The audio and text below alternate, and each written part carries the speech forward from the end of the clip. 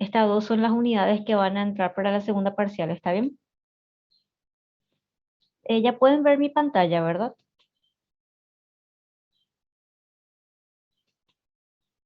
¿Me escuchan? Sí, profe, Hola. Sí, podemos ver la profe, te pantalla, escuchamos. escuchamos. Ok, perfecto. Bueno, entonces en la unidad 4 vamos a desarrollar lo que es flujo. Antes que nada, gente, esta unidad desarrollamos hoy y levanto un espacio en el Classroom para que levanten para que envíen su trabajo práctico, ¿está bien? Bueno, flujo de carga. ¿Alguien podría decirme en qué consiste el flujo de carga? ¿Alguien tiene alguna idea? El flujo de carga consiste en el transporte de energía de un punto a otro punto.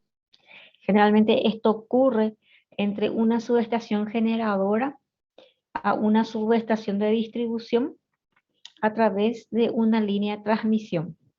¿Ok? Bueno, y acá lo que vamos a ver son las fórmulas que se utilizan para realizar el estudio de este flujo de carga. ¿Por qué es importante hacer un estudio del flujo de carga? Porque nosotros sabemos que los conductores tienen una capacidad máxima que pueden transmitir, ¿verdad? Sabemos que el sistema eléctrico en sí tiene una cierta capacidad de transmisión. O sea, sabemos que un transformador, por ejemplo, si es de 100 kVA, no puede transmitir 150, ¿verdad? Entonces nosotros tenemos que hacer un estudio de manera de que esas condiciones se respeten. Y además de respetar esas condiciones de los equipos, se tiene que atender la demanda del cliente. O sea que nosotros tenemos que saber si tenemos 200 fábricas en una ciudad, tenemos que estar en condiciones de abastecer la energía eléctrica a esas 200 fábricas y a todas las familias que habitan en esa ciudad. Pero además de abastecer esa carga, nosotros tenemos que saber que nuestro transformador tiene un valor límite que puede entregar nuestra línea de transmisión, los conductores los aisladores de nuestra línea de transmisión tienen un valor límite que pueden soportar y que el sistema eléctrico en sí tiene que cumplir requisitos de estabilidad. O sea que si no cumple esos requisitos de estabilidad, él va a transmitir siempre la carga, la energía, pero esa transmisión no se va a hacer de la forma más eficiente. O sea que van a haber muchas pérdidas de energía por el camino si es que no se respetan esos límites de estabilidad. ¿Se entiende, gente? Entonces, flujo de carga es transportar la energía de un punto a otro. ¿Y por qué nosotros tenemos que hacer un estudio de flujo de carga? Entonces, aquí habla de eso. El cálculo de flujo de carga es una de las más importantes soluciones requeridas en el análisis de sistema de transmisión. Los resultados de este tipo de cálculos son extensivamente utilizados en los puntos donde se proyectan los sistemas eléctricos y en los puntos de la operación de esos sistemas eléctricos de potencia. Se desea en general determinar la generación de la potencia activa y reactiva, de manera que, entonces, en el estudio de flujo de carga o en el cálculo de flujo de carga, ¿qué es lo que se determina entonces? ¿Qué se determina con el cálculo de flujo de carga según este párrafo que estuvimos viendo? ¿Alguien me puede decir qué es un cálculo de flujo de carga? Profe, no se ve lo que estás presentando. ¿No se ve? No, se quedó en el inicio. Ay, ay, ay, Dios mío. Vamos entonces. ¿Y ahí? Ahora sí. Ahora se ve. Perfecto. Bueno, entonces, nosotros dijimos, ¿en qué consiste flujo de carga? Flujo de carga es la transmisión de la energía, ¿cierto? ¿Alguien se entendió ahora lo que es flujo de carga? Sí, porque se entiende lo que es, pero creo que igual poner pantalla completa vuelo te va a mostrar solo eh, el inicio de todo. Ya, perfecto, entiendo. Y ahí ya sale la pantalla que yo quiero que vean, ¿verdad? La Diapositiva introducción. 2 sale ahí. Ah, perfecto. Dale, gracias. Bueno, entonces el flujo de carga es el transporte de energía de un punto a otro, ¿cierto? Bueno, el cálculo de flujo de carga, sin embargo, ya es como dice su nombre, es el cálculo que se realiza para que el cálculo que se realiza para que se pueda ejecutar esa transmisión de energía de un punto al otro.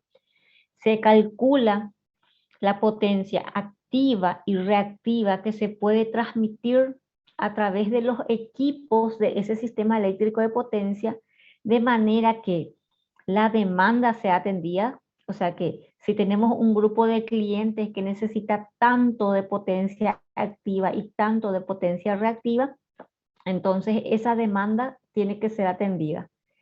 Con el cálculo, entonces lo que se busca es que la demanda sea atendida, que el perfil de tensión esté dentro de los límites preestablecidos.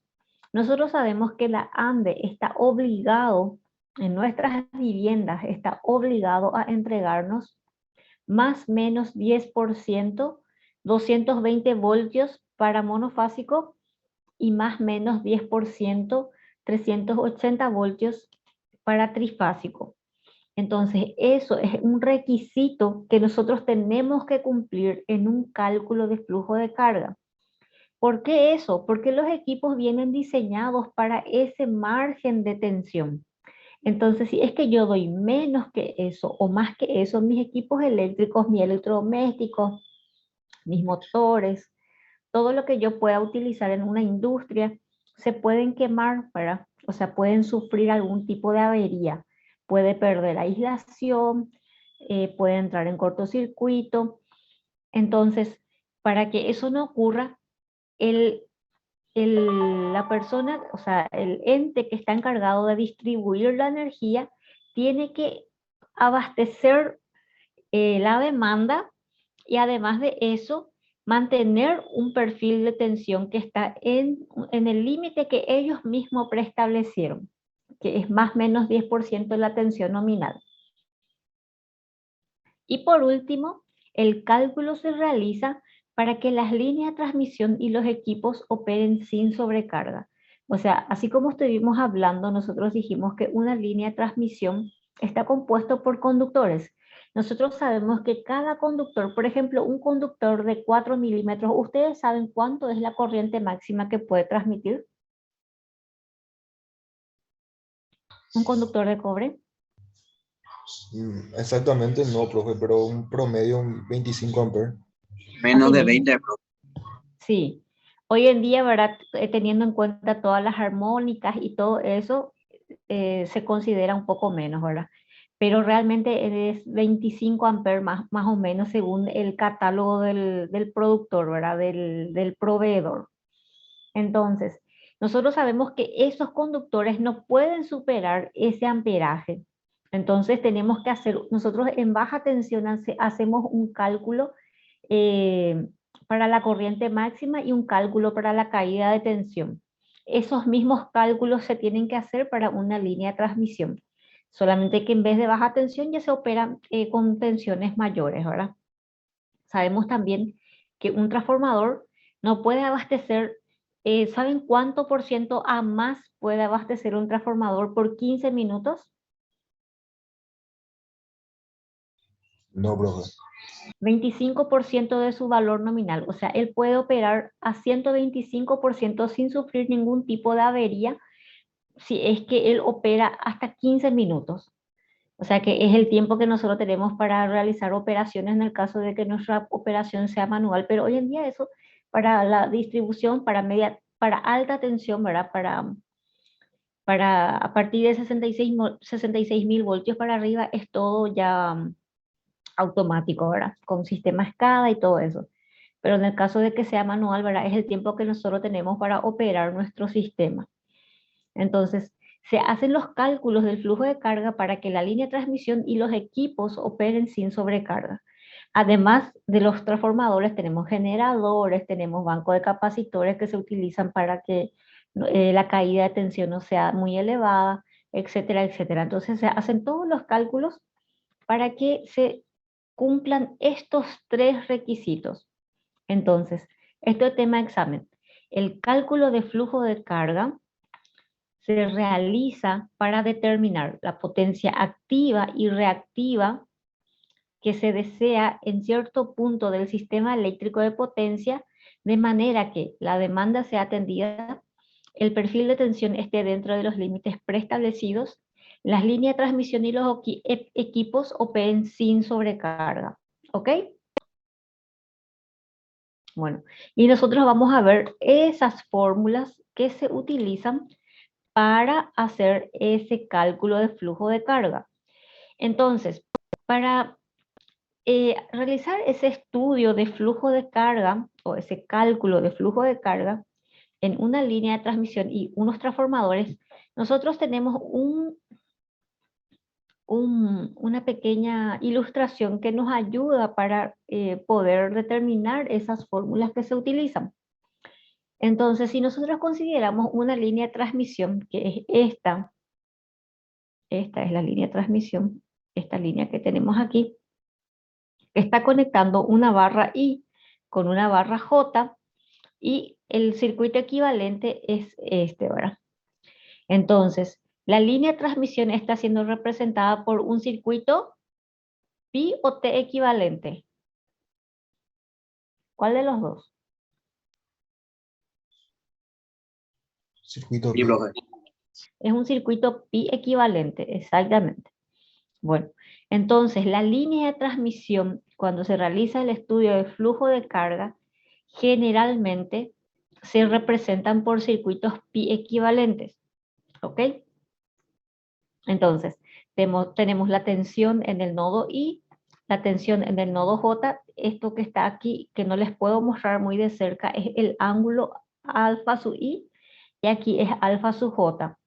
Tenemos la potencia activa y reactiva que sale del nodo I y va hacia el nodo J, y tenemos también la potencia activa y reactiva que sale del nodo J y va hacia el nodo I.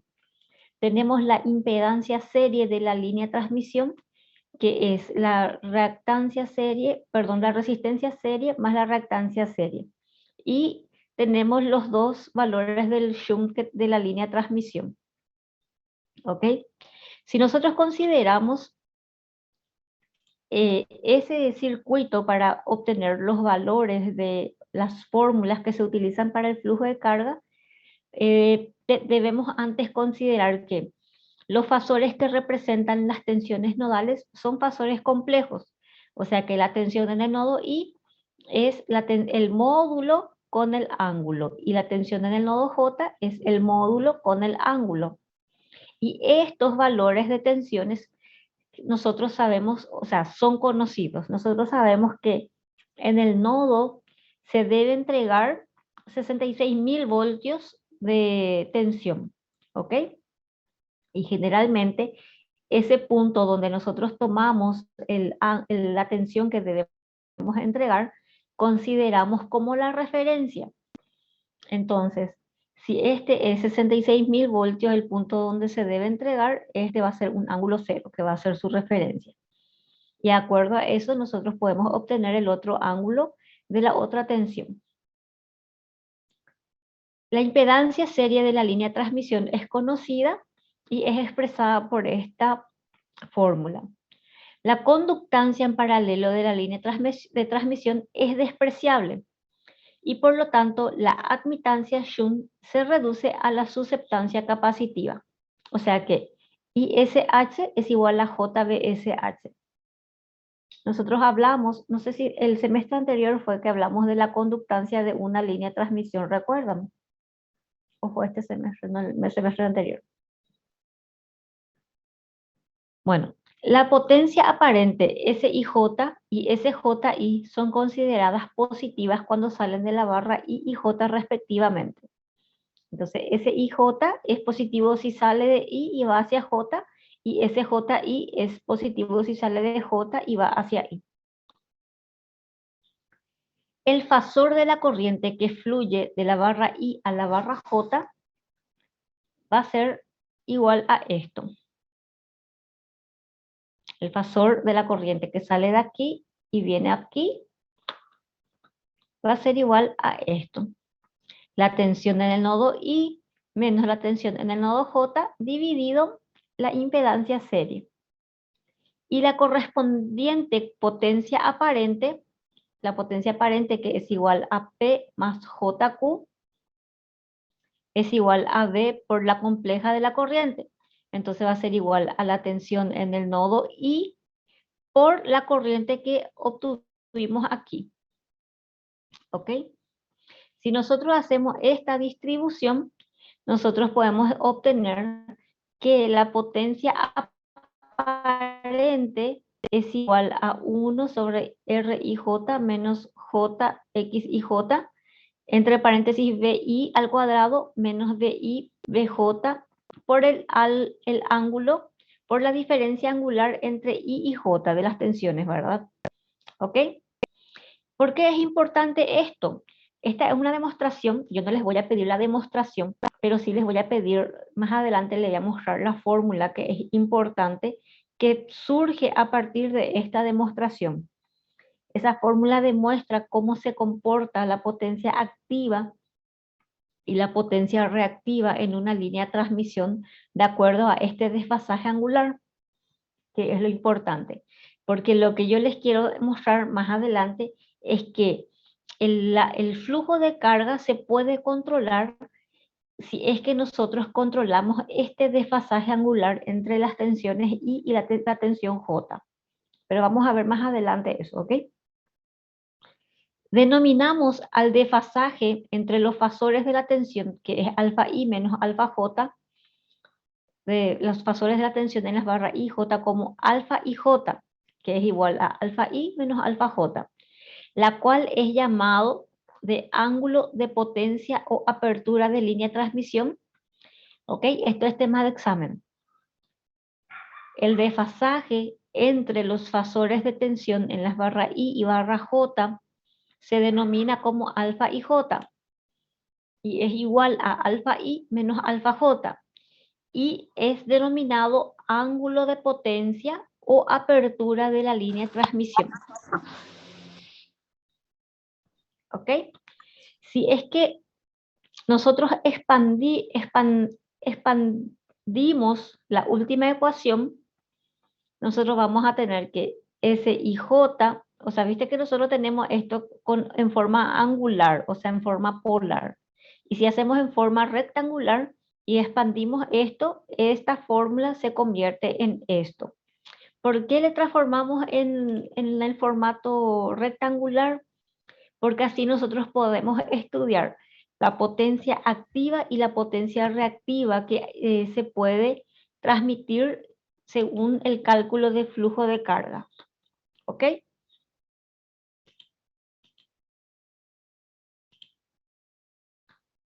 Bueno, si nosotros separamos entonces la parte real y la parte imaginaria de esta ecuación, nosotros vamos a tener que la parte real o la potencia activa va a ser igual a esto.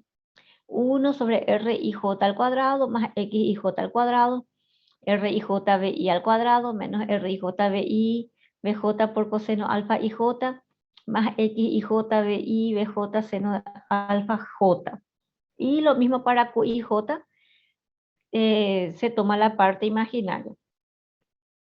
Bueno, entonces aquí hacemos las siguientes consideraciones para realizar el estudio de flujo de carga simplificado.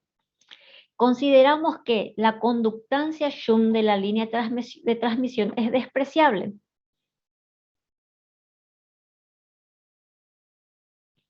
Y ninguna potencia fluye en el ramo paralelo de la línea. Por lo tanto, se puede ver que P y J, o sea que lo que nos está diciendo es que la conductancia Schum, o sea que esto es despreciable. Entonces, toda la potencia que sale del nodo I y va al nodo J es igual a lo que sale del nodo J y va al nodo I. Por lo tanto, PIJ es igual a P'IJ. Esto no ocurre en el caso del flujo de potencia reactiva para el cual, perdón, no es esto lo que se deja de tener en cuenta, sino que la conductancia que va en paralelo aquí, ¿ok? Esta conductancia que va en paralelo es la que se desprecia, entonces toda la parte activa viene de aquí y viene hasta aquí, porque esto no es activo, esto es todo reactivo. Entonces, este solamente tiene efecto en la potencia reactiva, aquí. Entonces, nosotros sabemos que la potencia reactiva que sale del nodo I y va al nodo J es la potencia reactiva que sale del nodo I, J, más el que va en el shum. ¿Ok? Entonces, para la parte activa, como se desprecia la conductancia, entonces es igual. Lo que sale de aquí es el que viene hasta aquí. El que sale de aquí es el que llega aquí. Para la potencia reactiva, sin embargo, es el que sale de aquí más el que viene aquí, es igual a lo que llega aquí. Bueno, la potencia aparente que fluye en el ramo shunт relativo a la barra I es igual a, aquí haya la potencia aparente que fluye en el ramo shunт.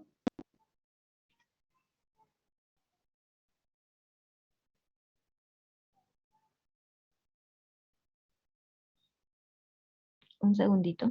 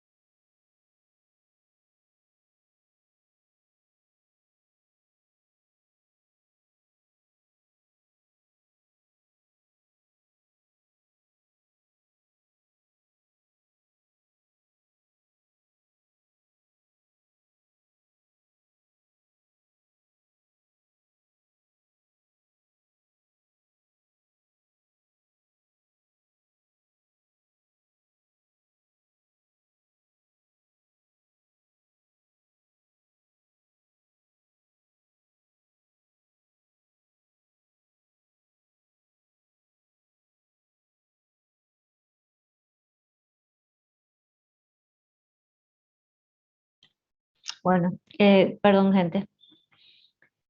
Bueno, la impedancia, entonces la potencia aparente que fluye en el shunt es igual a esto. Por lo tanto, la potencia activa y reactiva va a ser esta fórmula. O sea que la potencia activa continúa igual y la reactiva a la fórmula que encontramos anteriormente le sumamos la potencia aparente que va en el shunt. ¿Ok? Bueno, si es que de forma similar, si es que alfa y j es menor que 90, por lo tanto sabemos que el seno de alfa y j es igual a menos seno de alfa j y coseno alfa y j es igual a coseno alfa j i.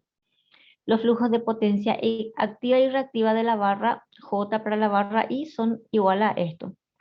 O sea que lo único que cambia es el sentido, ¿verdad? Porque los ángulos cambian de sentido. Entonces PJI va a ser igual a esto y QJI, o sea, los signos lo que cambian, ¿ok?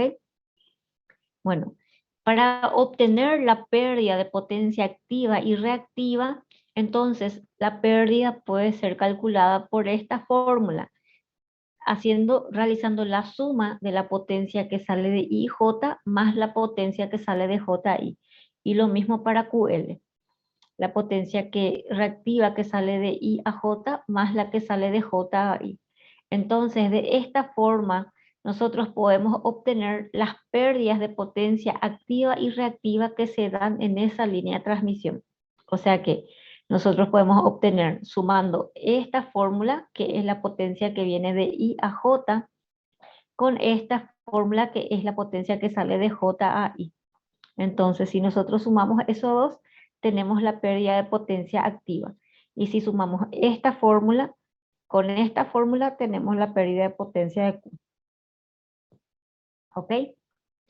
Si definimos la conductancia y la susceptancia de la línea de transmisión como esto, la conductancia y susceptancia como esto, entonces los flujos de potencia activa, PIJ y PJI, son expresadas de esta forma.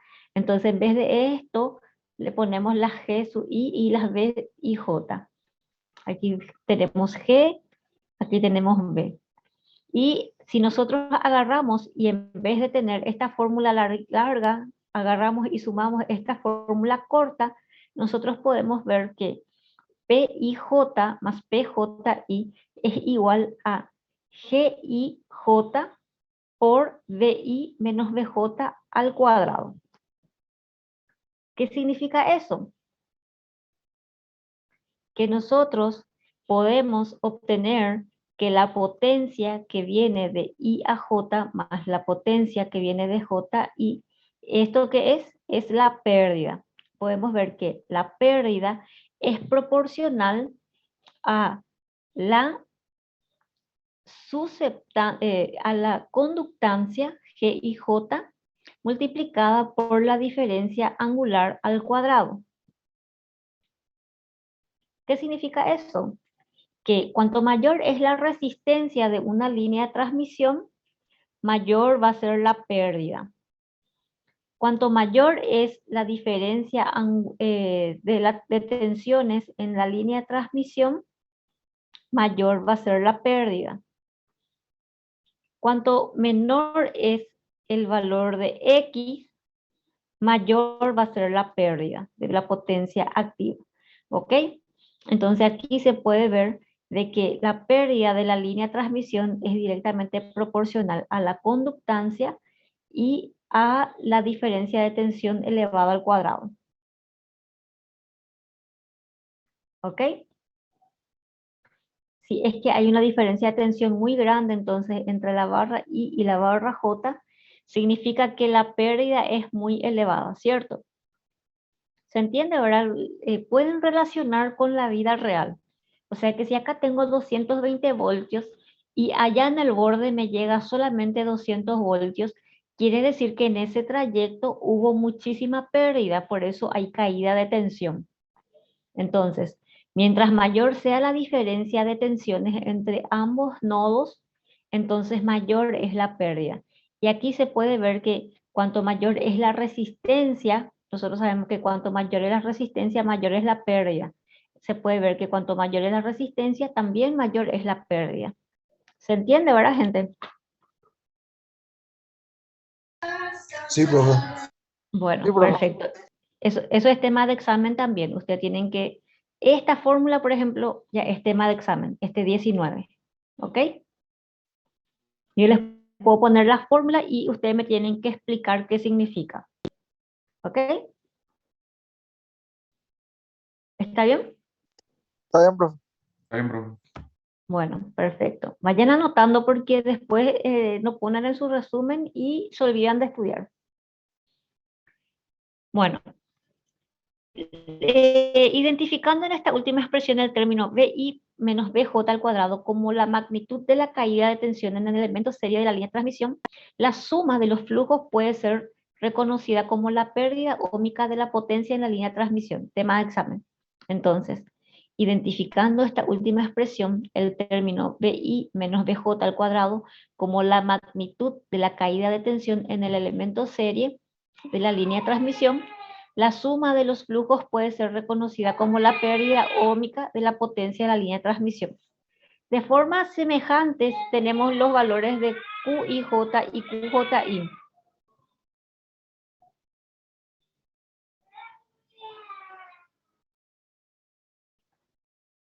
Un segundito, gente.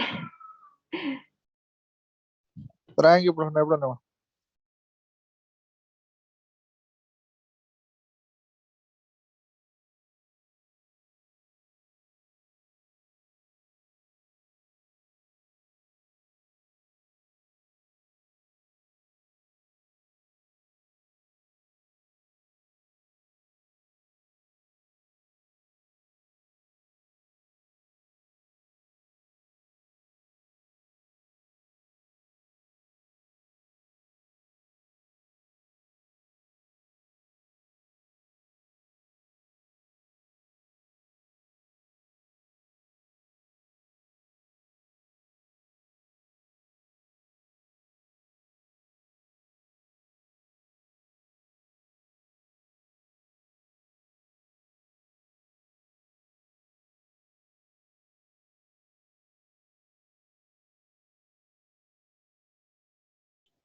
¿Qué tal, gente? Perdón.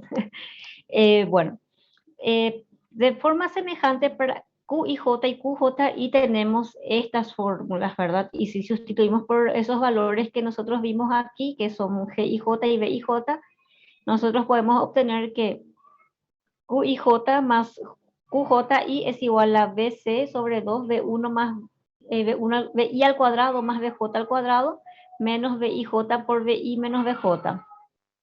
El primer término de esta ecuación puede ser identificado como la generación de la potencia reactiva de los elementos Schum, en cuanto que el segundo puede ser interpretado como la pérdida de potencia reactiva en el elemento serie de la línea de transmisión. Entonces aquí tenemos la potencia reactiva que es generado por el elemento Schum y aquí tenemos la pérdida de potencia que se tiene en el elemento serie. ¿Ok? El primer término puede ser identificado como la generación de potencia reactiva. Y el segundo término puede ser interpretado como la pérdida de potencia reactiva. ¿Se entiende? Nosotros dijimos en la línea de transmisión que uno es efecto capacitivo. No sé si recuerdan que este era una representación de un capacitor y este también era un capacitor y esto era un inductor, ¿cierto? O sea, nosotros sabemos que esto genera potencia reactiva y esto produce pérdida de potencia reactiva. Entonces, esa es la explicación para esta fórmula, que también es tema de examen, ¿ok? La fórmula 23, con su respectiva explicación de acá. Debe ser observado que en todas las expresiones de la potencia son expresadas en valores por fase y las potencias son medidas entre fase y neutro. Bueno, si nosotros venimos a algo más importante aún y consideramos la línea de transmisión conteniendo transformadores, en general, la resistencia y la capacitancia de la línea son despreciables, es decir, que R y J y BC son igual a 0. Esta es una simplificación que se introduce para hacer un estudio de la línea de transmisión o para saber la potencia que puede transmitir la línea de transmisión. Entonces, si nosotros consideramos que una línea de transmisión tiene transformador, que generalmente siempre ocurre, entonces se puede considerar que R y J es igual a 0 y que BC es igual a 0. Si nosotros traemos eso en esta fórmula, R, este va a ser 0, este va a ser 0, este va a ser 0, esto va a ser 0 y solamente va a sobrar este término. Entonces va a ser 1 sobre x y j al cuadrado. Como esto es 0, esto es 0, entonces x y j, b y bj seno alfa y j. De ahí se obtiene esta fórmula que es la que tenemos aquí. Entonces, este es tema de examen, gente. Esta parte es muy importante. Entonces, tenemos que la potencia que es igual a BI por J sobre X y J por seno de alfa y J, donde alfa y J es la diferencia angular entre el nodo I y el nodo J. Y de la potencia de JI va a ser el negativo de esta fórmula. Y para Q y J, si nosotros consideramos R y J igual a 0 y BC igual a 0, entonces vamos a obtener esta fórmula. ¿Ok? Bueno. La primera de estas ecuaciones permite analizar la capacidad de transmisión de una línea de transmisión.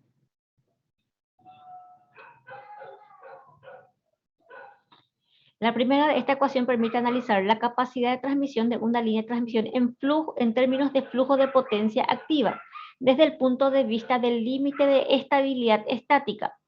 Esto puede ser hecho asumiendo que la magnitud de la tensión en los extremos de la línea es mantenida constante, lo que puede ser hecho a través del control de potencia reactiva. ¿Qué es lo que dice este párrafo, gente? Esta fórmula es la que permite analizar la capacidad de transmisión de la línea de transmisión o cuánta potencia puede llevar una línea de transmisión, teniendo en cuenta de que estamos hablando de potencia activa. Esta es la máxima potencia activa que se puede transmitir por una línea de transmisión sin que se pierda el límite de estabilidad estática. ¿Ok?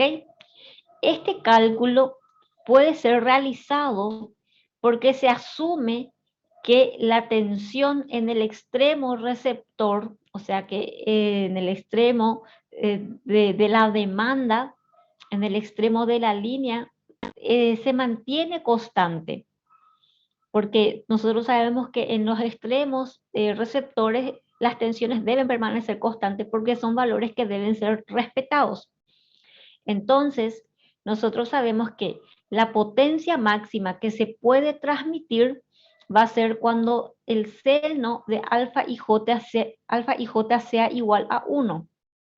Y eso ocurre cuando alfa y j sea igual a 90. ¿Recuerdan de trigonometría? Que alfa y j, seno de alfa y j va a ser 1 cuando alfa y j es igual a 90 grados. Entonces, la potencia máxima que se puede transmitir va a ser BI por BJ sobre X y J, y la potencia IJ va a ser esta potencia máxima multiplicado por el valor del seno. Todas estas fórmulas son importantes con estas explicaciones. ¿Ok? Esto tiene una explicación gráfica que también es tema de examen. Nosotros sabemos que la potencia activa comienza en 0 cuando alfa y j es igual a 0, porque seno de seno de 0 es igual a 0. Entonces, a medida que el ángulo va aumentando y también va aumentando la potencia que puede transmitir la línea de transmisión, hasta llegar a un valor máximo cuando alfa y j es igual a 90. ¿Qué ocurre cuando se superan esos 90 grados? Se pierde la estabilidad estática y en vez de aumentar la potencia que se puede transmitir, este empieza a disminuir nuevamente. Por eso, a ese punto se le llama, a ese ángulo se le llama, a ver si encontramos, ángulo de potencia o apertura de la línea de transmisión, ¿ok? Este valor del ángulo en la vida real llega como máximo a 30 grados. A partir de 30 grados en adelante o más, superando el valor de 30 grados, esta estabilidad en la vida real ya se suele perder. O sea que lo que quiero decir es que nosotros podemos regular la potencia que se va a transmitir en la línea de transmisión desde el nodo I al nodo J a partir de esa diferencia angular que tenemos entre el nodo I y el nodo J. A medida que nosotros aumentamos la diferencia angular entre el nodo I y el nodo J, la potencia que se puede transmitir va a ir aumentando hasta que lleguemos al punto máximo de la potencia activa cuando alfa y j, o sea, la diferencia angular entre el nodo I y nodo J sea de 90 grados. Entonces, cuando un aumento de la demanda de una de las barras requiere el crecimiento de la potencia transmitida, esto ocurre por medio de un aumento en el desfasaje angular entre las tensiones nodales BI y BJ. ¿Ok? Esta explicación de este gráfico es tema de examen. También graficar, por favor. Pero ¿se entiende, gente? Esta fórmula y la explicación. ¿Y cómo se puede regular la potencia activa que se transmite en la línea de transmisión? Solamente controlando el desfasaje angular entre dos nodos. ¿Se entiende, verdad? Sí, profe. profe. Yo tengo una consulta, profe. Sí, dígame. La expresión de la potencia máxima, esto es para cualquier distancia de línea sin importar si es corta, larga o...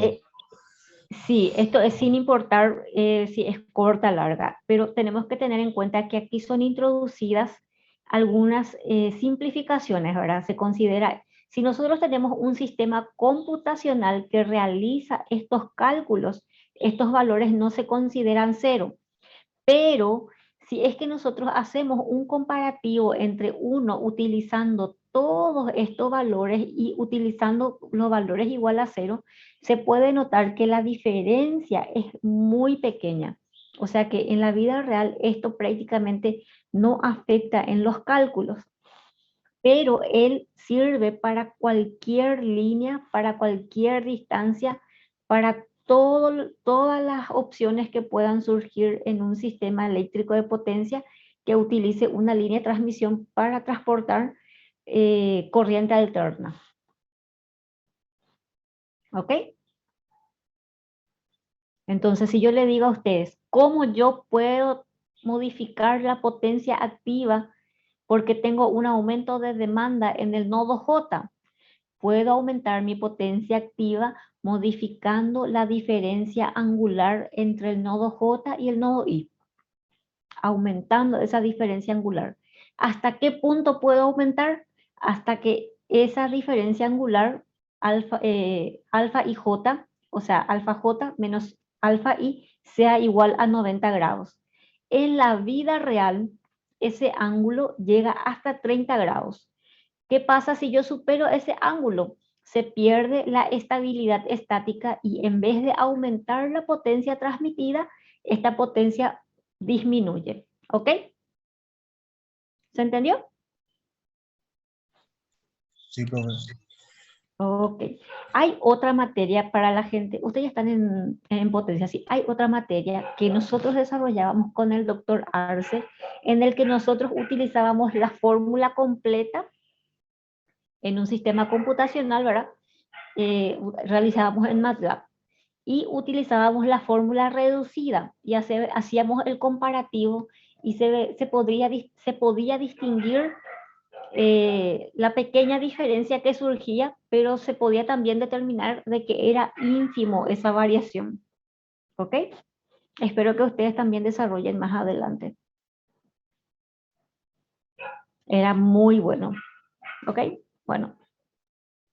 Si nosotros hacemos un análisis de esta figura, esto es todo tema de examen, gente.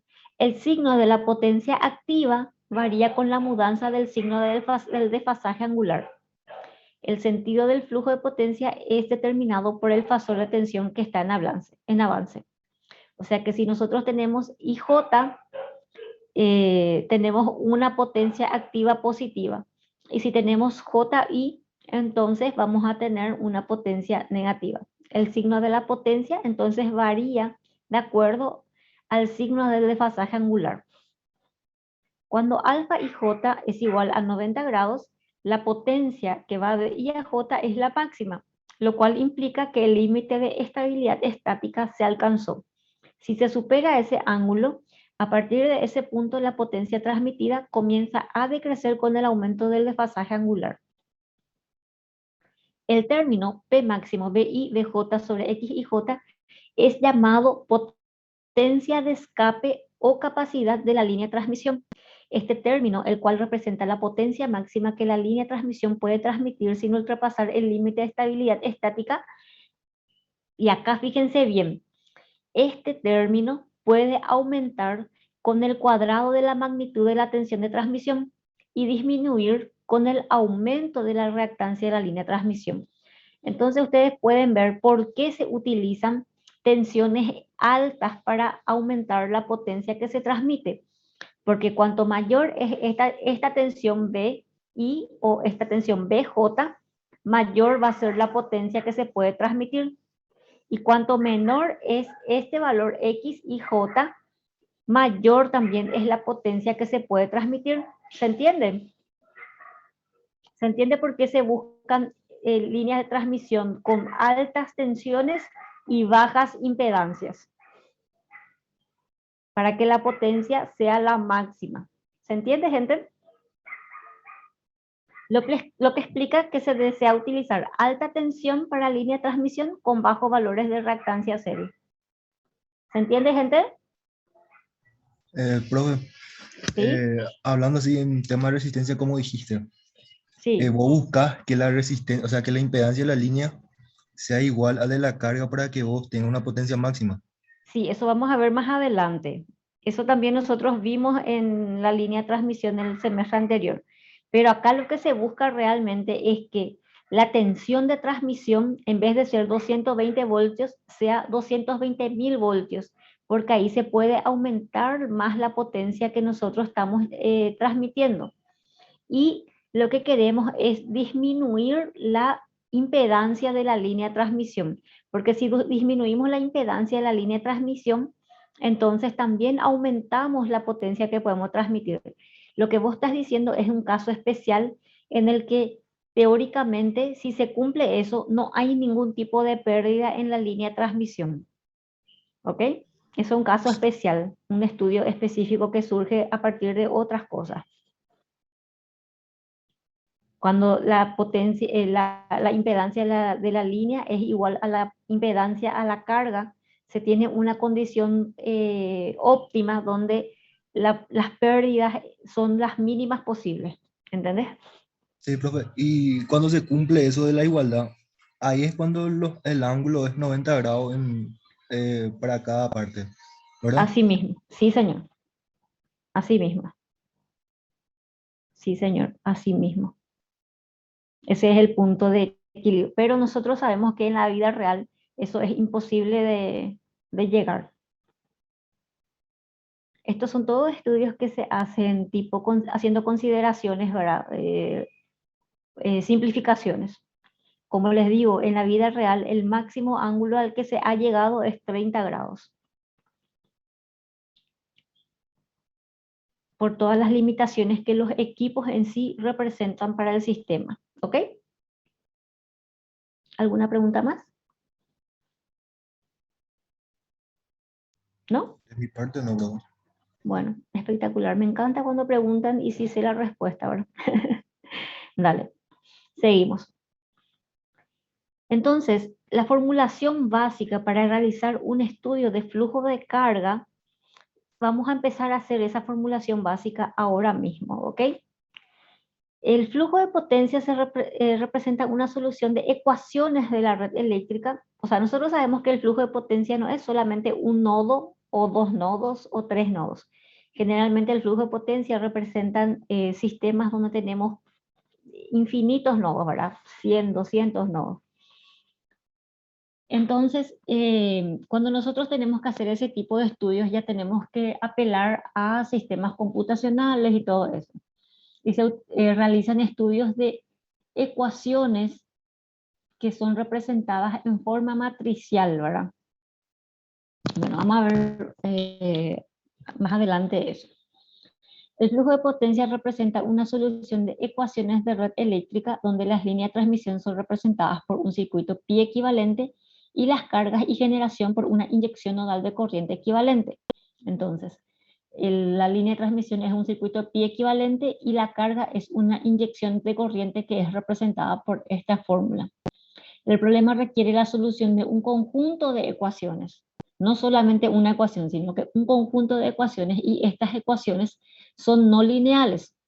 Entonces de ahí surge la necesidad de utilizar sistemas computacionales complejos para resolverlos, ¿verdad? Porque como son conjuntos de ecuaciones, además de ser no lineales, la complicación que representa es bastante elevada. Entonces, tenemos que la inyección de corriente es representada por la potencia dividido la tensión, donde el factor de tensión BI es desconocido. La siguiente subsección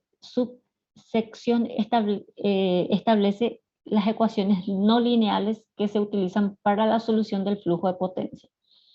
Para obtener estas ecuaciones vamos a considerar este sistema unifilar. Tenemos el generador 1, el generador 2 y la barra 3, que es la barra de consumo, la barra 1, la barra 2, que son barras generadoras, línea de transmisión 1, línea de transmisión 2, línea de transmisión 3. Este es un diagrama unifilar pequeño, ¿verdad? Que después se puede hacer para infinitas barras. Bueno, de este diagrama unifilar podemos obtener las siguientes variables. Para la barra 1 tenemos la potencia activa 1, la generada, la potencia reactiva generada en 1, la potencia de la demanda en 1, activa y reactiva, la tensión del nodo 1 y el ángulo del nodo 1. Lo mismo para la barra 2, para la barra 3. Si nosotros contamos, tenemos 1, 2, 3, 4, 5, 6 variables. Entonces, por cada barra nosotros obtenemos 6 variables. Para simplificar la representación del circuito equivalente, se reduce el número de variables por barras agrupando las potencias generadas y consumidas, y esto da como resultado la inyección de potencia en la barra. Entonces la inyección en la barra 1 va a ser igual a la generada menos la demanda, y eso es la inyección de corriente que va a ser la potencia activa y la potencia reactiva, representada por P1 más JQ1, lo mismo para las otras barras. Estas demostraciones no, pero tienen que saber que esto, por ejemplo, que para cada barra están asociadas 6 variables. ¿Okay? Estas inyecciones de potencia, por su vez, están relacionadas a las inyecciones de corriente correspondientes, que son J1, J2, J3, las inyecciones de corriente. Con esta simplificación, el circuito equivalente es representado como se muestra en la figura 5.4, donde I1, I2 y I3 incluyen la susceptancia Shunт de la línea de transmisión. Entonces aquí nosotros tenemos ya el circuito simplificado, donde tenemos el nodo 1, el nodo 2, el nodo 3, y tenemos las inyecciones de corriente en el nodo 1, la inyección de corriente en el nodo 2 y la inyección de corriente en el nodo 3. Nosotros vimos en el caso anteriormente de que las inyecciones de corriente representaban las inyecciones de potencia, ¿verdad? Entonces también tenemos ya las impedancias Shunт de cada una de las líneas de nuestra línea de transmisión. Entonces, con este circuito, nosotros podemos obtener que la ecuación que le representa a esto, de acuerdo a lo que nosotros estuvimos estudiando de la matriz de admitancia nodal, puede ser representada de esta forma. La corriente es igual a la matriz de admitancia nodal por el vector de tensiones. Entonces, el vector de corriente es igual a la matriz de admitancia nodal por el vector de tensiones, o en forma compacta, y esta matriz de admitancia nodal ustedes ya saben de memoria cómo obtener. En el punto 1, 1 es igual a la sumatoria de todo lo que llega al nodo 1, en el 1, 2 es el negativo del 1 con el 2, que tenemos aquí, etcétera, etcétera. Donde en forma compacta tenemos que I barra o I bus es igual a la matriz de admitancia nodal por la tensión de barra, o la tensión de barra es igual a la matriz de impedancia nodal por I barra. Nosotros vimos anteriormente que la forma que más se utiliza para realizar el estudio es esta que tenemos arriba, más porque para obtener Z barra nosotros tenemos que hacer nuevamente la inversión de esta I barra, ya es una complicación más. Entonces se utiliza directamente esta de arriba, donde I barra es el vector de las inyecciones de corriente. Si tienen alguna duda en lo que yo voy diciendo, gente, me pueden interrumpir, porque estoy haciendo bastante rápido, ¿ok? Donde I barra es el vector de inyecciones de corriente de la barra, y I bus o I barra es la matriz de admitancia nodal de la barra, Z barra es la inversa de la matriz I bus, y B barra es el vector de las tensiones de barra. Entonces, esa es la fórmula que se utiliza para realizar un estudio de flujo de carga, ¿ok? Pero nosotros hacemos simplificaciones, o sea, nos vamos viendo la forma en que se utiliza realmente. Desde que el análisis del sistema eléctrico es más conveniente expresar las ecuaciones en términos de potencia eléctrica, y se considera esto, que las inyecciones de corriente son igual a esto. Entonces aquí, en vez de inyección de corriente, tenemos la potencia que tenemos en cada uno de los nodos. Si nosotros agarramos el primer nodo, o sea que PI menos JQI, y obtenemos la ecuación que le corresponde solamente, que va a ser este por este, ¿verdad? Entonces, este primero es igual a este por este. Entonces, si hacemos eso, nosotros podemos expresar en términos genéricos esa ecuación, diciendo que PI menos JQI es igual a BI, ¿cómo se le dice? ¿Me ayudan, por favor? Que me vino un blanco en la mente. Ay, se me fue el nombre. Cuando tiene el asterisco, la compleja. Conjugada. La conjugada, gracias. Se me borró totalmente. La conjugada de la tensión igual a la sumatoria de J igual a 1 hasta N de I sub IJ por BJ. Entonces, de 1 a n, diciendo de que n es el número de barra que tenemos, ¿ok? Si tenemos en nuestro caso 3, entonces va a ser hasta n igual a 3. Y su IJ va a ser igual a la impedancia que estamos considerando para ese momento. La I vamos a elegir luego, ¿verdad? De acuerdo a esto, y la J va a ir cambiando de acuerdo a la sumatoria que vamos viendo. O sea que esta fórmula es igual a la multiplicación de esto por esto. ¿Ok? Por tanto, al sistema de 3 barras mostrado en la figura 5.2 están asociadas 18 variables. Eso porque cada uno de ellos tiene 6 variables y como son 3 barras, entonces son 18 variables. Entonces, a partir de ahí también podemos decir de que son obtenidas 3 ecuaciones no lineales y complejas. ¿Por qué eso? Porque podemos separar esto en la parte activa y la parte reactiva. Entonces, la parte activa nos va a dar 3 ecuaciones y la parte reactiva nos va a dar 3 ecuaciones. ¿Ok?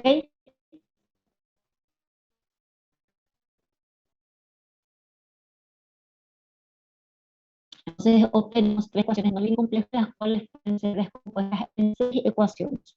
Y desde que es 18, entonces nosotros tenemos que saber que hay un conjunto de 12 variables que debe tener su valor preespecificado cuando empezamos a realizar el estudio. Entonces, como tenemos 6 ecuaciones y 18 variables, nosotros sabemos que 12 de nuestras variables deben tener un valor especificado. ¿Okay? Y de acuerdo a eso, nosotros podemos ir viendo lo que tenemos aquí más adelante. Las demandas de potencia activa y reactiva son conocidas con precisión y por lo tanto pueden ser consideradas especificadas. Nosotros sabemos cuánto de demanda de potencia activa y reactiva tenemos según nuestra demanda. O sea, según la ANDE tiene una curva donde va especificando cada año cuánto, de acuerdo al periodo, ¿verdad? Cuánto de potencia activa y reactiva va a necesitar.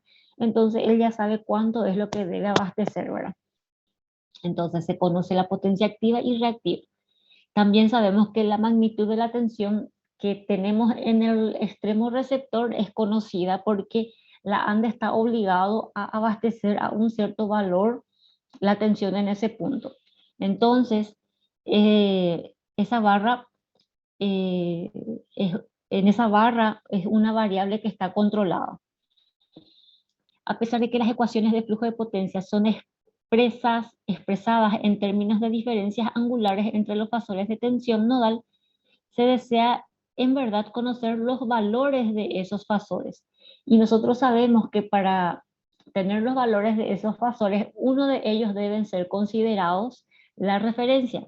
Entonces nosotros podemos obtener el valor de un ángulo que se toma como referencia y a partir de eso se expresan las demás diferencias angulares. Entonces ese también es un dato conocido. Y desde que las pérdidas de potencia en la línea de transmisión no son conocidas, la potencia de los generadores no pueden ser especificadas a priori simultáneamente. Es decir, una generación debe permanecer abierto para suplir las mismas. Por esta razón, la magnitud de la tensión en esta barra es especificada y su ángulo es tomado como referencia. Entonces, la barra donde el generador está determinado para suplir la pérdida que va a haber en la línea de transmisión se considera como la referencia y en ese punto el ángulo y su tensión son especificados como referencia. ¿Ok? Bueno, estas son todas condiciones que ayudan en determinar cuáles son esas 12 variables que ya tienen su valor especificado. Y a partir, bueno, para un sistema de n barras corresponden 6 n variables, n ecuaciones no lineales y complejas, o sea, 2 n ecuaciones reales y no lineales. Las siguientes observaciones deben ser hechas en relación a estas últimas. Desde que se representa en el modelo estático del sistema de potencia, es decir, la red eléctrica operando en régimen permanente, estas ecuaciones son algebraicas. El análisis de la misma muestra que ellas no son lineales y que relacionan tensión y potencia. Su solución requiere de métodos numéricos y iterativos y la frecuencia aparece implícitamente a través de los parámetros de la red eléctrica. O sea que con los valores de X y de C, entonces los parámetros ya de la frecuencia aparecen. Bueno, el problema de flujo de potencia en corriente alterna puede ser formulado considerando el iésimo nodo de un sistema de potencia genérico. De acuerdo a la ley de Kirchhoff, entonces nosotros tenemos que la potencia es igual a esto, o en coordenadas polares igual a esto.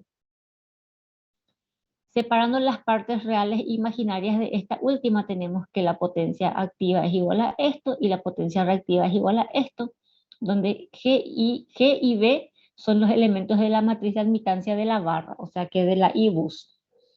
Esa G y esa B son los elementos que nosotros tenemos en nuestra matriz de admitancia nodal. Para la solución numérica de esta ecuación en general se asume que el sistema trifásico es balanceado. Ojo gente, para obtener esta solución entonces se considera el sistema trifásico balanceado con redes de transmisión representadas por las correspondientes impedancias de secuencia positiva. Entonces, en forma matricial, la ecuación de la tensión nodal puede ser escrita de esta forma. En forma matricial, matriz de admitancia nodal, tensión nodal por corriente nodal, donde I representa el equivalente nodal de las corrientes inyectadas y se calcula a partir de la fórmula que vimos anteriormente, donde vimos que la inyección de corriente es igual a la compleja de la potencia dividido la compleja de la tensión, donde la compleja de la potencia es la generación líquida. Vimos que era igual a la diferencia entre la potencia generada menos la potencia de la demanda. ¿Ok? Entonces, denominamos B y R a la tensión compleja en la iésima iteración. Entonces, esa diferencia angular que tenemos es la potencia esperada menos la potencia calculada, es la diferencia de potencia que aparece. ¿Esto para qué se tiene en cuenta? Para saber hasta dónde nosotros vamos a realizar nuestra iteración. O sea que esta es la diferencia que tenemos en cuenta para reducir, para que cuando se cumplan las expectativas que nosotros estamos teniendo, detenemos nuestro proceso iterativo para realizar el cálculo del flujo de carga. La potencia aparente incremental es posible escribir de esta forma. Los cálculos de los flujos de potencia son en general establecidos de una forma tal que las tensiones complejas, magnitud y ángulo, parte real e imaginaria son determinadas para que las potencias activas y reactivas de las cargas y determinados generadores sean mantenidos en valores especificados. Además, es deseado que la magnitud de la tensión esperada y la potencia activa esperada en determinadas barras de generación también sean mantenidas en valores especificados. El objetivo del flujo de potencia es calcular la tensión compleja, módulo y ángulo en las barras del sistema y a partir de esos valores junto con la topología y los parámetros de la red eléctrica determinar los flujos de potencia activa y reactiva en la línea de transmisión. Tema de examen, gente. Entonces, los cálculos de flujo de potencia lo que hace es determinar magnitud y ángulo de las tensiones y a partir de esas tensiones de módulo y ángulo de tensión obtener la potencia activa y reactiva. ¿Ok? Lean bien esta parte, tema de examen. Bueno, se observan que 4 variables PI, QI, DI, alfa I están asociadas a cada barra. Conforme vimos en la sección anterior, 2 de estas variables deben ser especificadas de forma que las otras 2 pueden ser calculadas. Deben ser divididas en 3 tipos, tema de examen. Existen 3 tipos de barras. Existen entonces 3 tipos de barras. La barra PQ, tema de examen, ¿ok? Barra PQ o barra de carga. En este tipo de barra hay predominancia de la demanda sobre las otras variables. O sea, como dice luego que es de carga, sabemos que es la demanda la que se tiene en cuenta. no existe en la mayoría de los casos generación de potencia en esta barra. O sea, como es barra de carga, no hay generación de potencia. En este caso, las inyecciones de potencia activa y reactiva son especificados, o sea, que lo que nosotros esperamos obtener. Y la magnitud del ángulo y la tensión son calculados a través de la solución de las ecuaciones que vimos anteriormente, ¿ok? Que es esta. La barra PV o barra de tensión controlada. En este tipo de barra, la inyección de potencia activa y la magnitud de la tensión son especificados. Dice luego, tensión controlada, o sea, la magnitud de la tensión es controlada y también la potencia activa es controlada. Entonces, el ángulo de la tensión y la inyección de potencia reactiva son los valores que son calculados a partir de esta fórmula. Observe que para viabilizar estas especificaciones es preciso que por lo menos un dispositivo de control de magnitud de la tensión esté disponible. O sea, nosotros sabemos que existe un sistema de control, ¿verdad?, para las tensiones, entonces eso tiene que estar abierto, eso es lo que dice. Ok. Y por último, la barra de referencia. En este caso, la magnitud del ángulo, la magnitud de la tensión y el ángulo son especificados y se determinan las inyecciones de potencia activa y reactiva. O sea, esos son calculados. Note que el objetivo del flujo de potencia es calcular las tensiones nodales y a seguir determinar los flujos de potencia en las líneas de transmisión, a partir de los cuales las pérdidas de potencia activa en la red eléctrica pueden ser determinadas. Desde que a priori las pérdidas no son conocidas sin la solución del flujo de potencia, es conveniente para los cálculos numéricos seleccionar como nodo de referencia una barra donde las inyecciones de potencia no hayan sido especificadas. O sea que esta va a ser el caso de la barra de referencia, ¿ok? Bueno, y por último vamos a ver lo que son las ecuaciones del flujo de potencia. Las ecuaciones del flujo de potencia pueden ser establecidas a través de diferentes maneras, por ejemplo, de una forma generalizada en formas de términos matriciales. Un segundito, gente, sí, ya voy a ver algo acá y ya seguimos. Ok, profe.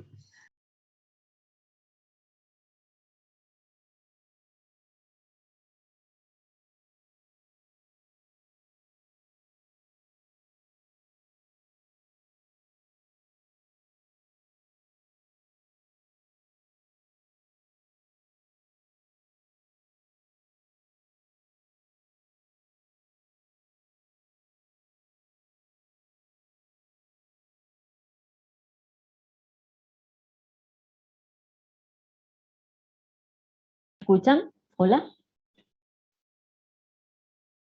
¿Hola, hola? No, profe. Ah, perfecto. Bueno, ¿se dieron cuenta de por qué dividí en dos este capítulo? Imagínense que esta es la primera parte del capítulo recién. ¿Ok? Tenemos todavía un 15 minutos más o menos para desarrollar. Es muy interesante, es muy interesante. Si quieren, yo les puedo pasar después la página de los libros para que, si quieren leer más ahora. Bueno, las ecuaciones del flujo de potencia pueden ser establecidas de diferentes maneras. Por ejemplo, de una forma generalizada en términos matriciales, como vimos anteriormente, que matriz de admitancia nodal por la tensión nodal es igual a la corriente nodal, donde la matriz I es obtenida de la matriz de admitancia de barra original y simplemente omitiéndose la línea y la columna correspondiente al nodo de referencia. Las nuevas tensiones B son las tensiones nodales del sistema con aquella relativa a la barra de referencia omitida. O sea que nosotros pues en un principio, en un sistema cualquiera, nosotros tenemos la matriz de admitancia nodal completa y después nosotros determinamos cuál de nuestros nodos va a ser la referencia. Entonces, la matriz de admitancia nodal que se utiliza es la matriz que se obtiene eliminando la fila y la columna que le representa a ese nodo de referencia que nosotros seleccionamos. ¿Ok? Las nuevas tensiones B son las tensiones nodales del sistema con aquella relativa a la barra de referencia omitida. Apenas algunas de las corrientes, y nosotros tenemos que tener en cuenta que la tensión para una barra de referencia es conocida, ¿cierto? Entonces, como su tensión es conocida, también se omite. Apenas algunas de las corrientes nodales son levemente modificadas por el término II0B0, donde II0 representa la admitancia del ramo conectado entre el nodo I y el nodo de referencia 0. Entonces nosotros sabemos que como estamos eliminando un nodo, nosotros estudiamos eso para la primera etapa, ¿verdad? Como eliminamos un nodo, entonces existe una modificación de la matriz de admitancia nodal, donde I0 representa esa modificación que estamos introduciendo a la matriz de admitancia nodal. Así, queriendo simplificar la notación, si excluimos la barra de referencia, tenemos esto. Este gráfico donde tenemos la referencia, el nodo 1, 2 y 3. Entonces tenemos aquí el sistema descrito por esto igual a esto. Observe que I y J es el elemento de la matriz de admitancia de la barra, en cuanto que IK es la admitancia de la línea de transmisión. Entonces I1, 2, por ejemplo, es igual a menos IB. Entre 1 y 2 es menos IB. ¿Ok? La ecuación 36 de I', B', y I' se escribe, o sea, ya con las modificaciones se escribe ya de esta forma. Dice, constituye un sistema de ecuaciones lineales y que pueden ser resueltas para B1, B2 y B3. Esto permite calcular todos los flujos de potencia en la línea de transmisión. La corriente I0 es por lo tanto la inyección de potencia en el nodo de referencia y puede ser calculada simplemente sumándose algebraicamente las corrientes que entran en las barras de referencia. O sea que si nosotros obtenemos las inyecciones de corriente en el nodo 1, 2 y 3, 1, 2 y 3, entonces podemos obtener I0 a partir de la suma de esas corrientes que calculamos. Una segunda manera de establecer las ecuaciones de la red eléctrica consiste en utilizar la forma matricial desde las ecuaciones 32 y 33, que son estas. 32 y 33.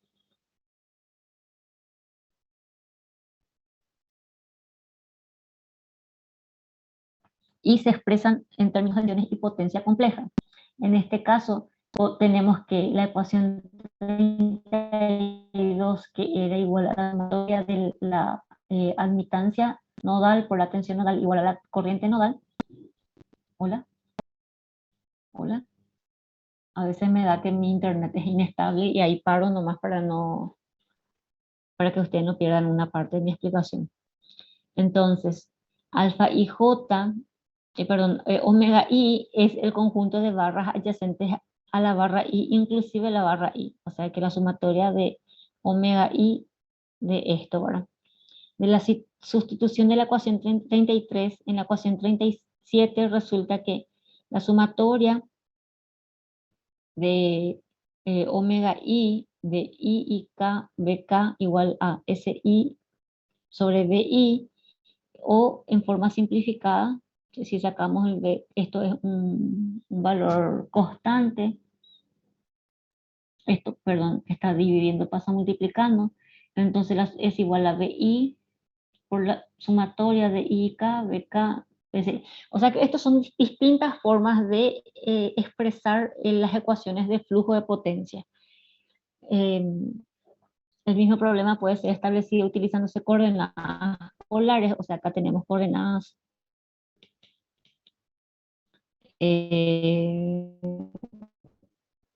rectangulares y aquí tenemos coordenadas polares. Entonces lo mismo se puede hacer obteniendo, pero en coordenadas polares. La misma cosa, son todas formas de escribir las ecuaciones de flujo de potencia. Yo no les voy a pedir que ustedes me escriban todas las formas, pero sería interesante si ustedes pueden mirar, ¿verdad? Para que puedan saber cómo pueden ser representadas las ecuaciones de los flujos de potencia. Bueno, y por último vamos a tener lo que son los residuos o desbalances de potencia. Nosotros dijimos que esto es un proceso iterativo y estos residuos o desbalances son los que determinan el momento en el que tenemos que detener nuestro proceso iterativo. ¿Ok? Desde que la solución del flujo de potencia es de naturaleza iterativa, es necesario establecer un criterio de convergencia. En general se utiliza para esta finalidad una prueba efectuando los residuos o desbalances de potencia. El desbalance de potencia compleja en el nodo I es la diferencia entre la potencia especificada y la potencia calculada, donde V y R es la tensión compleja calculada en la iteración R. Por lo tanto, el desbalance de potencia es igual a la potencia esperada menos VIR por la corriente en la iteración R. O si podemos escribir con las otras fórmulas que ya conocemos. Potencia activa esperada más potencia reactiva esperada menos la sumatoria de la del nodo I en la iteración R por la sumatoria de K igual a... Dios mío, ni yo no consigo distinguir tan pequeño que es. Bueno, la sumatoria de I y K por BK en la iteración R, ¿ok? O sea que este balance de potencia es la que determina en qué momento nosotros detenemos nuestra iteración. Y esto puede ser expresada en parte real imaginaria o en forma polar con esta fórmula, o en forma rectangular con esta fórmula. Estas ecuaciones se suponen que BI es la tensión calculada en la iteración R. El criterio de convergencia más comúnmente utilizada es que delta PI sea menor que el error para todas las barras PB y PQ, y delta QI sea menor que el error para todas las barras PQ, donde E es la tolerancia preestablecida que típicamente varía entre 0,01 o 10 megawatts. Y bueno, gente, hasta aquí llegamos. Son 41 diapositivas que necesito que ustedes lean. Hoy de noche voy a esperar su trabajo práctico de esto. Para la primera parcial, consideré los trabajos prácticos que fueron entregados fuera del tiempo, pero ahora ya no voy a considerar. El que no entrega hoy no tiene punto. Hasta la medianoche. Esto ya está en el... Bueno, vamos a empezar. ¿Alguna consulta? De momento no, profe. Bueno. En sus trabajos prácticos no hace falta que me escriban todas las fórmulas. Yo quiero que ustedes me hagan un trabajo práctico medio que considerando ya lo que tienen que ir estudiando para sus exámenes. ¿Ok?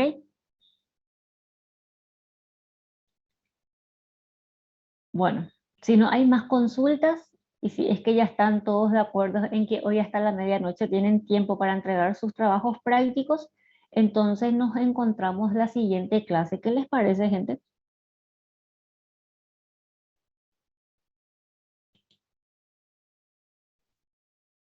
Si no hay problema. Bueno, entonces nos vemos el próximo miércoles para terminar esta unidad y nos va a quedar una unidad más después. Les agradezco muchísimo, espero su trabajo práctico. Hoy estoy pasando la nota a la coordinación y bueno, nada más. Nos vemos el próximo miércoles. Gracias por todo. Dale, profe. Chau, chau. Chao, chao.